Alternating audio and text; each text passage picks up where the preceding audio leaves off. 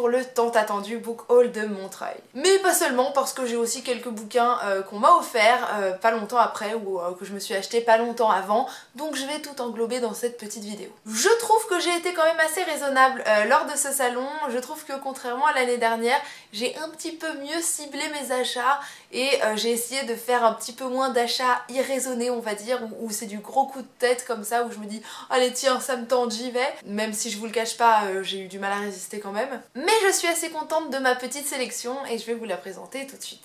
Pour commencer, je me suis rendue sur le stand des éditions du Rouergue parce que c'est une maison d'édition que j'ai découvert assez récemment avec l'auteur Guillaume Guéraud, dont je vous avais parlé avec les bouquins Déroute mortelle et Plus de morts que de vivants, qui sont deux livres d'horreur quand même, axés jeunesse, que j'ai, ma foi, beaucoup apprécié. Et j'avais en fait très hâte de découvrir cet auteur dans d'autres genres, voire même retourner dans de l'horreur, mais on m'a appris qu'il n'y en avait pas beaucoup d'autres. Mais peu importe, aimant la plume sombre et sans phare de Guillaume Guéraud, je me suis dit que ça valait la peine de le découvrir dans d'autres styles. C'est ainsi que La Brigade de l'œil a fait son entrée dans ma pile à lire. Il s'agit d'un livre de science-fiction jeune adulte puisqu'on a affaire à une dystopie qui est quand même apparemment très largement inspirée de Fahrenheit 451 de Ray Bradbury. Il s'agit d'un classique de la science-fiction, Fahrenheit 451, puisque on a affaire à un monde où en fait les livres sont brûlés, c'est-à-dire qu'il est interdit de se distraire avec un livre. C'est un objet considéré comme nocif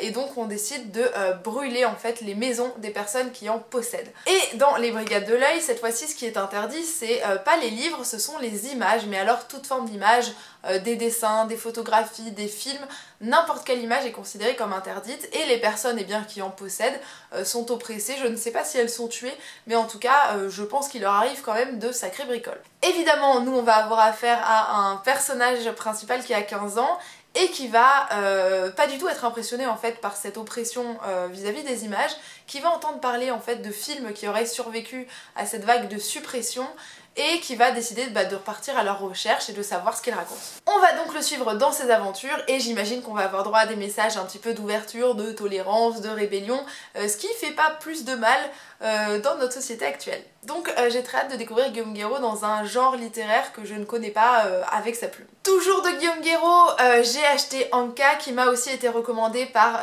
les personnes qui se trouvaient sur le stand et alors pour le coup j'ai entendu des avis assez mitigés sur celui-ci, notamment par Manon de la chaîne Maësys qui m'a dit qu'elle l'avait pas forcément beaucoup apprécié, donc bon je me ferai mon avis.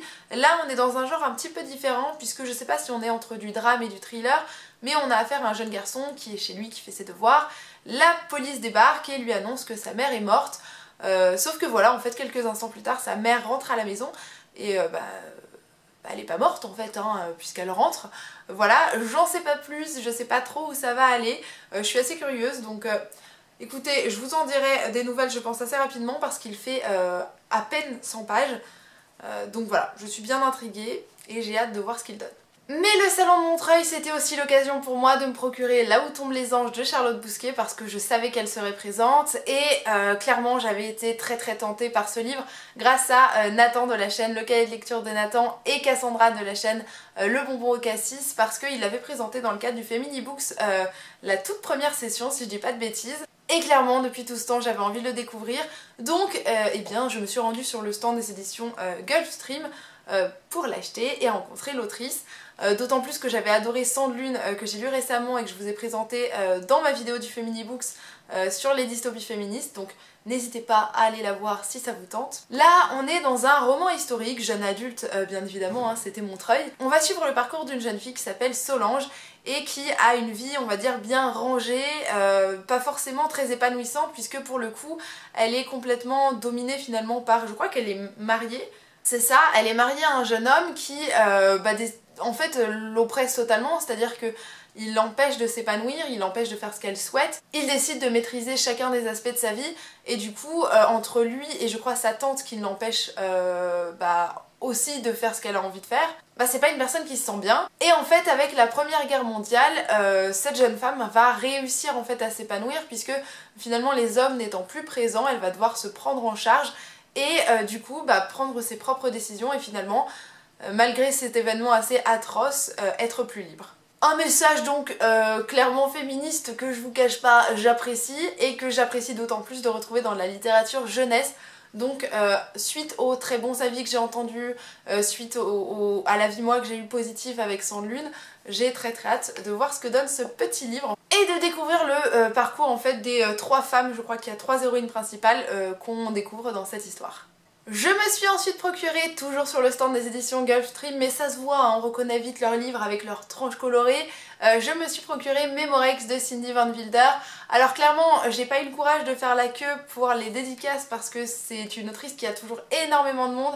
J'étais assez fatiguée, mais peut-être que j'en profiterai pour faire dédicacer mon livre ailleurs. Mais ça faisait un petit moment que j'étais tentée par ce bouquin, ça fait un petit moment hein, qu'il traîne sur Booktube, mais j'avais toujours pas mis les mains dessus. Et c'est désormais chose faite et je vais pouvoir découvrir ce livre de science-fiction, là encore jeune adulte. Et on va suivre le parcours d'une jeune personne qui en gros a pas eu de bol, elle a un peu perdu ses 2 parents il me semble. Son frère est un petit peu en train de devenir fou. Et en fait, on va suivre son parcours vis-à-vis d'une entreprise pharmaceutique qui apparemment pratique des essais assez controversés sur la mémoire. Et j'imagine qu'ils font des choses pas très cool et qu'on va les découvrir et qu'on va explorer plein de problématiques éventuellement médicales, éthiques et surtout une bonne grosse distraction. Donc j'ai très hâte de lire ce bouquin. D'autant plus que j'ai toujours pas lu de livre de Cindy Van Wilder alors que j'ai Les Outrepasseurs dans ma pile à lire depuis bien 1 an maintenant. Va falloir que je m'y mette. Niveau roman, il m'était aussi impossible de ne pas passer sur le stand des éditions Scrinéo, qui était d'ailleurs bien plus grand cette année, j'étais très contente. Et évidemment, je voulais rencontrer Gabriel Katz à nouveau, parce que j'ai adoré Aeternia tome 1 et 2, et donc forcément, j'avais très envie de découvrir Le Puits des Mémoires, et donc j'en ai profité pour acheter le premier tome. On est ici dans un livre de fantasy, je suis pas sûre que ce soit spécialement axé jeune adulte d'ailleurs, mais bon, clairement c'est assez accessible. Tout ce que je sais c'est qu'on va suivre le parcours de 3 personnes qui vont se retrouver je crois dans un chariot ou dans un cercueil, non un chariot, et elles ne savent pas pourquoi elles sont là, et surtout elles sont poursuivies par une horde de guerriers qui veulent leur peau, et elles ne savent pas du tout pourquoi d'ailleurs elles sont aussi poursuivies et traquées à mort. Donc on va le découvrir. Tout ce que je sais c'est que donc c'est un livre de fantasy, que c'est très distrayant, qu'il y a aussi apparemment pas mal d'humour, donc j'ai très hâte de me plonger là-dedans parce que clairement je fais confiance à la plume de Gabriel Katz pour m'embarquer dans un univers totalement page-turner comme ça a été le cas avec Aeternia. J'ai aussi eu le droit à une fabuleuse dédicace puisque j'ai demandé un chat Hannibal Lecter, donc on m'a foutu un petit chat dans une camisole de force puisqu'il a voulu méchamment griffer la page. D'ailleurs je faisais la queue avec pas mal de personnes dont Alicia qui est une abonnée qui a trouvé un fabuleux surnom à cette camisole pour chat qui lui a donné le nom de chamisole et je l'en remercie parce que c'est absolument magnifique. Donc encore une fois, si vous avez l'occasion de vous rendre à une dédicace de Gabriel Katz, n'hésitez pas à lui demander des dédicaces complètement tarées. Cet homme sait dessiner et il saura illustrer vos rêves les plus fous.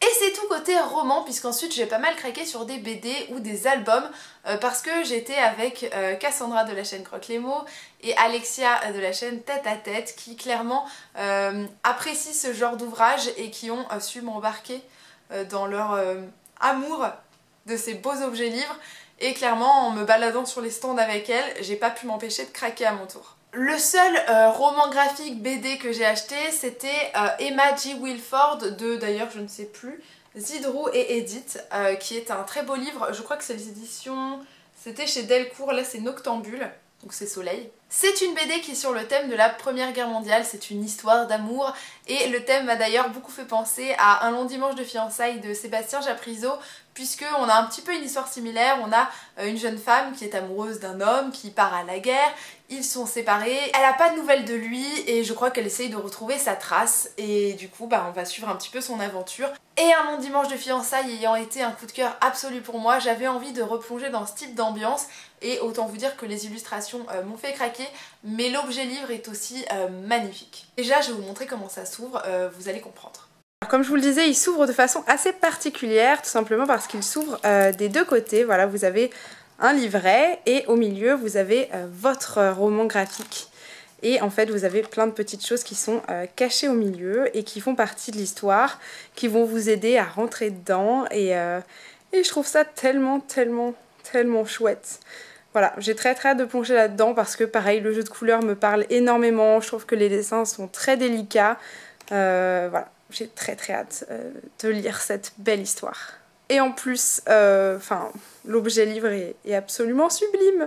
Voilà, avec tous ces éléments graphiques et ce magnifique objet livre, vous pouvez comprendre pourquoi mon petit cœur a craqué très très vite et qu'il ne m'a pas fallu plus de temps pour dire book haul pour tendre ma carte bleue. L'album suivant, si je l'ai acheté, c'est clairement grâce à Alexia, Cassandra et mon amie Coralie, puisqu'elles se rendaient sur le stand des éditions La Pastèque. Et d'ailleurs j'adore ce nom, c'est assez chouette comme nom. Et j'ai craqué pour ce très bel album jeunesse qui s'appelle Paul et Antoinette de Carrascoe et qui est en fait un petit album tout simple qui raconte l'histoire d'un frère et de sa sœur et qui tous les deux en fait sortent un petit peu des codes puisque Paul il est extrêmement maniaque, Paul il aime le ménage, Paul il aime que tout soit calme, il aime que tout soit propre et voilà il tient la maison. Et à l'inverse, Antoinette, elle adore se salir, elle est hyper casse-cou, elle a peur de rien et elle fonce comme ça dans le tas. Et j'ai trouvé chouette tout simplement d'inverser entre guillemets les codes qu'on attribue aux filles et aux garçons. Alors je dis pas qu'il faut inverser et pas mélanger, hein, mais j'ai trouvé ça chouette qu'on fasse passer aussi ce genre de message à des enfants et qu'on leur dise voilà une fille peut être casse-cou, elle peut aimer se salir et un garçon c'est pas grave s'il a peur des araignées, c'est aussi normal que si c'était une fille. Bref, voilà, moi ce genre de message évidemment ça me parle, ça me plaît tout de suite et les illustrations étaient juste tellement magnifiques, enfin faut que je vous les montre. Là encore, vous allez voir, c'est absolument mignon, je vous montre ça. Déjà, les pages de garde sont absolument adorables, mais je trouve que les illustrations sont pleines de délicatesse. J'adore les expressions que l'illustratrice a données à ses personnages. Tout est absolument choupinou. Voilà, moi j'ai craqué immédiatement en voyant cette illustration. En fait, c'est un vrai régal de se balader entre les pages de ce petit livre. Et en fait, j'ai très hâte de le parcourir plus. Et puis peut-être plus tard de le garder pour mes futurs enfants. En plus, j'ai eu droit à une dédicace absolument magnifique qui a été faite à l'aquarelle, juste sous mes yeux, sur mon album. On dirait que ça en fait partie intégrante d'ailleurs. Je trouve ça d'une mignonitude absolue, je trouve le coup de crayon absolument sublime. Bref, je suis amoureuse de cette petite BD. Voilà. Et dans le genre achat imprévu, il y a aussi L'étrange réveillon de Bertrand Santini et Lionel Richerand. Là encore, j'avais pas prévu, j'accompagnais Alexia et Coralie sur un stand et je suis passée devant le stand des éditions Grasset. J'ai vu la couverture de cet album, je me suis arrêtée immédiatement parce qu'il a capté mon attention tout de suite. J'ai parcouru les pages de l'album, je suis tombée amoureuse et là encore j'ai tendu ma carte bleue parce que je ne pouvais pas repartir sans tout simplement. Autant l'esthétique me plaisait mais alors le thème encore plus puisque on a affaire en fait à un espèce de petit conte macabre et moi je ne peux pas résister à ce genre d'histoire un petit peu glauque, un petit peu sombre parce que souvent il y a énormément de poésie dedans, il y a souvent beaucoup de nostalgie et c'est bête mais moi ça me fait écho tout de suite, je ne peux pas y résister. Tout simplement parce qu'ici on a l'histoire d'un petit garçon, je crois qu'il a 7 ans, ses parents sont morts malheureusement depuis un petit moment et en fait il s'ennuie, hein, il lui manque clairement quelque chose et en fait à un réveillon il va réclamer quelque chose d'un petit peu différent des années précédentes puisqu'il va réclamer la compagnie des morts, voilà. Et donc voilà, on va avoir droit à une histoire un petit peu particulière. Je vous en dirai pas plus, moi évidemment je l'ai vu un petit peu dans les pages, mais voilà, je vais vous mettre quelques petits plans du livre pour que vous puissiez voir à quoi ça ressemble sans essayer de trop vous spoiler. Et voilà, pour les illustrations, on est vraiment sur ce genre-là. Autant vous dire que moi ça m'a rappelé un petit peu Tim Burton, même si j'ai pas envie de faire des comparaisons entre le style d'un illustrateur et une autre personne, c'est pas le but. Mais voilà, cette ambiance un petit peu à la fois glauque, pas toujours on va dire très propre, avec des personnages qui sont extrêmement beaux. Voilà, on va dire c'est très physique, on va dire pas forcément commun, parfois exagéré, un petit peu particulier. Enfin voilà, moi ça m'a plu tout de suite. Voilà, j'espère vous tenter avec ce super beau livre. En plus il y a un jeu de couleurs qui est absolument magnifique. Voilà. Je vous invite à faire un tour et j'ai pas trop envie de vous spoiler en vous en montrant trop.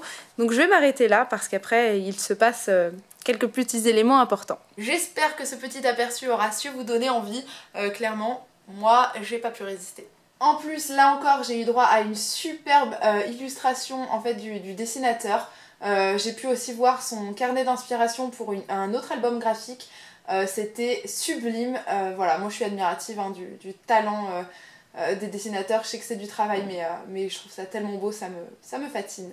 Et là encore, petit craquage d'album jeunesse, puisqu'il s'agit, Le monstre du placard existe et je vais vous le prouver, d'Antoine Doll et de Bruno Salomon.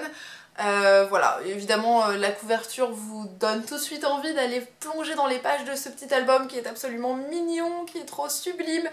Voilà, j'ai pas pu résister non plus. Je l'avais aperçu le vendredi, je l'avais trouvé trop mignon. Je crois que Guimauve a craqué pour le samedi. Et j'ai pas pu m'empêcher de la suivre parce que je me suis dit qu'en fait je pouvais pas repartir sans, c'était trop mignon. Et on a été beaucoup à craquer, beaucoup.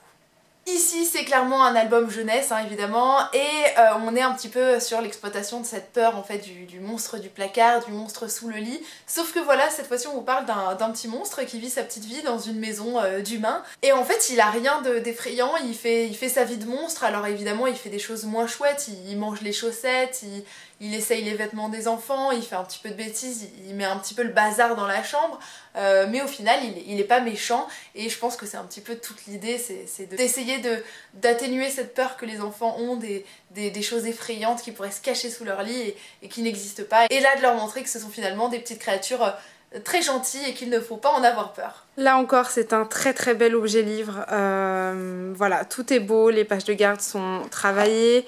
Vous avez de très très grandes pages, de superbes illustrations. En général, le texte est à côté, on le voit pas bien sur ma caméra, mais voilà, c'est beaucoup trop mignon. Là encore, j'ai eu droit à une superbe petite dédicace qui est tellement mignonne, mais vous n'imaginez pas, j'aimerais tellement faire encadrer limite ce petit dessin tellement il est chou. Bref, je ne regrette absolument pas d'avoir été voir en fait tous ces albums jeunesse que j'avais pas pris le temps de vraiment regarder l'année dernière, et c'était un pur plaisir. Il y a vraiment beaucoup de talent partout, et ça fait plaisir en fait d'en ramener un peu chez soi finalement, voilà, d'en profiter aussi à la maison, parce que bah ouais, c'est pas parce qu'on est adulte qu'on ne peut pas avoir des albums jeunesse, tout simplement. Et c'est tout pour les achats que j'ai fait sur Montreuil, mais comme je vous l'ai dit, ce ne seront pas les seuls livres que je vais vous présenter dans ce book haul, parce qu'il y en a eu d'autres que j'ai achetés avant, et d'autres avec lesquels je suis repartie de Montreuil, mais qui étaient des cadeaux d'une très très chère amie, et voilà, j'ai hâte de vous les présenter parce qu'ils sont juste trop beaux. Je suis aussi repartie de Montreuil avec ces deux livres-là, mais j'étais aussi arrivée avec, tout simplement parce qu'il s'agit des deux livres de la sélection du club de lecture que j'anime avec Cyrielle, qui s'appelle Une chambre à nous.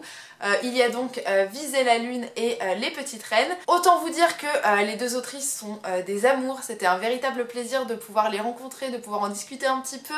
Voilà, moi j'ai très hâte de les lire, je les ai pas lus au moment où je filme cette vidéo, mais je pense que quand elle sera publiée, ce sera fait. J'en ai donc profité pour rencontrer Anne-Fleur Multon, l'autrice de Viser la lune, qui est un livre jeunesse qui raconte le parcours de 4 héroïnes qui partagent toutes un petit peu les mêmes ambitions, les mêmes rêves, et souvent des rêves qu'on accorde plus facilement aux garçons, qu'on recherche moins chez les filles. Ce sont des stéréotypes qu'elles vont très rapidement rejeter, contre lesquels elles vont protester, tout simplement parce que l'une des membres de ce quatuor est une pro de League of Legends, qui est un jeu vidéo, et elle va vouloir participer à une compétition qui est malheureusement ouverte qu'aux garçons, ce qui va forcément la mettre un petit peu en rogne, et en fait toutes les 4 elles vont décider d'ouvrir une chaîne YouTube pour protester un petit peu contre ce problème-là, le médiatiser et en parler. J'en ai aussi profité pour me le faire dédicacer, je remercie très fort Anne-Fleur pour sa gentillesse, parce que c'est un amour de personne. Voilà, j'ai passé un super moment avec elle, et je la remercie encore pour diffuser de si jolis messages. J'étais aussi extrêmement heureuse de rencontrer Clémentine Beauvais, l'autrice des Petites Reines, parce que autant vous dire que j'ai entendu tellement de bonnes choses sur ce livre-là que j'avais envie de le découvrir.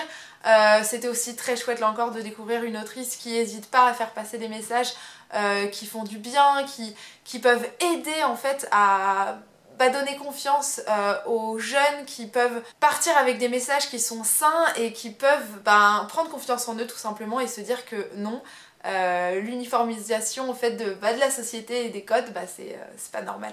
Pour ceux qui n'auraient jamais entendu parler des Petites Reines, on suit le parcours de 3 jeunes filles qui sont, je crois, au collège, quelque chose comme ça, et elles sont malheureusement pour elles élues boudins de l'année, puisqu'il y a les boudins d'or, d'argent et de bronze, donc soi-disant les filles, je suppose, les plus moches, les moins attirantes. Et évidemment c'est quelque chose d'extrêmement cruel, enfin c'est absolument atroce. Et l'une de ses filles va décider de protester en fait contre cette élection absolument cruelle et va décider de pas se laisser abattre et va rassembler je crois les deux autres filles de cette triste élection pour aller vendre des boudins sur le chemin de l'Elysée en fait, et décider de s'inviter à la garden party de l'Elysée, et bien je pense aussi pour médiatiser un petit peu ce problème là. Et là encore je trouve ça génial d'avoir ce message d'empowerment avec des personnages qui disent voilà, je prends à bras le corps le problème, j'en parle et j'ai pas peur de dire ce qui va pas, d'assumer qui je suis et de dire merde au code. Là encore, merci, merci, merci aux autrices de faire passer ces messages, c'est tellement vital. Clémentine Beauvais était aussi un amour, merci beaucoup d'avoir pris du temps pour papoter avec nous et j'ai vraiment hâte de lire ce bouquin là. C'est bientôt fini, rassurez-vous. Pour mon anniversaire, mon amie Coralie m'a offert 2 bouquins qui m'ont fait extrêmement plaisir parce que il y en a un que j'avais très hâte de lire, l'autre je ne savais même pas qu'il était sorti mais il est tellement beau que j'étais heureuse de le recevoir. Et le premier c'est Crooked Kingdom de Leigh Bardugo qui est donc la suite de Six of Crows, toujours de Leigh Bardugo, qui a énormément plu. Que j'ai aussi beaucoup aimé. J'avais donc très hâte de lire la suite et elle a été un amour, elle me l'a offert dans l'édition hardback juste magnifique, regardez avec ses tranches, enfin ses pages rouges, trop belle. Ayant eu un coup de cœur pour le premier, j'avais forcément très envie de découvrir la suite. Pour ceux qui ne connaîtraient pas l'histoire, en gros, on suit un peu une bande de voyous, une bande de personnes qui sont pas recommandables, à qui on va confier une mission carrément suicidaire et on va leur dire voilà, si vous la réussissez, globalement vous serez riche aux as, voilà, ce sera la révolution dans votre vie. Et comme ils sont un petit peu dans la dèche et que de toute façon ils ont peur de rien, ils vont y aller et puis adviendra ce qui pourra, voilà. C'est un livre avec beaucoup d'ironie, avec beaucoup de cynisme, avec des dialogues que j'ai mais juste adorés. Donc vraiment je vous le recommande très fort. Il est aussi traduit en français donc clairement tout le monde peut y aller et je crois que le deuxième a été traduit ou va l'être en tout cas si c'est pas déjà fait parce que ça a été un succès de malade. Toujours de la part de Coralie et toujours de l'autrice Leigh Bardugo, elle m'a offert un livre qui fait partie en fait de l'univers Grisha et donc Six of Crows, qui font partie du même monde. Il s'agit d'un espèce de tome compagnon on va dire qui regroupe des contes et des légendes qui font partie de cet univers. Et je ne savais même pas qu'il était sorti, mais c'est un objet livre, mais mon dieu il est tellement beau. J'espère qu'il va être traduit en français parce que vraiment il est absolument sublime. Il s'appelle donc The Language of Thorns, qui est donc le langage des épines, si je traduis comme ça, je ne sais pas si ce sera son nom. Et on y trouve donc 6 histoires illustrées, mais autant vous dire que les illustrations, ils se sont pas foutus de votre gueule. Déjà le livre est beau, hein, devant, mais aussi derrière. Et sans sa jaquette, mais il est de toute beauté, hein, mais de partout, vraiment. Enfin, derrière il est un peu sobre, mais on s'en fout. Il y a même un petit renard. Alors comme je vous le disais, le livre est magnifique à l'extérieur, mais alors ce qu'il recèle aussi à l'intérieur est absolument sublime, puisque tout simplement vous avez donc tous ces petits contes, et en fait chacun d'entre eux est illustré, et ces illustrations évoluent un petit peu à la façon d'un flipbook au fur et à mesure de la lecture de cette fameuse histoire. Vous voyez, vous avez la version inversée, mais c'est trop beau quoi. Moi je trouve ça absolument magique et ça vous permet de découvrir l'histoire encore plus. Donc j'ai très hâte de plonger là-dedans. Les illustrations sont magnifiques. C'est un vrai régal, c'est trop beau.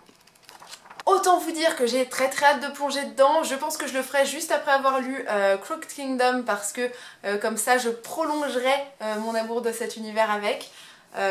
Mais si vous lisez en anglais clairement et que vous avez aimé l'univers de Grisha, foncez. D'autant plus que les légendes et l'univers de Grisha, c'est ce qui m'a fait tomber amoureuse des livres de la trilogie. Donc mon envie de plonger dedans est immense. Immense. Et c'est tout pour mes achats de ces derniers mois. J'espère qu'ils vous auront intéressé. Si jamais vous avez déjà lu certains des livres de cette petite sélection, n'hésitez pas à m'en parler. Je serai toujours évidemment très ravie d'en discuter avec vous. En attendant, je vous dis à très bientôt et je vous fais d'énormes bisous. Salut!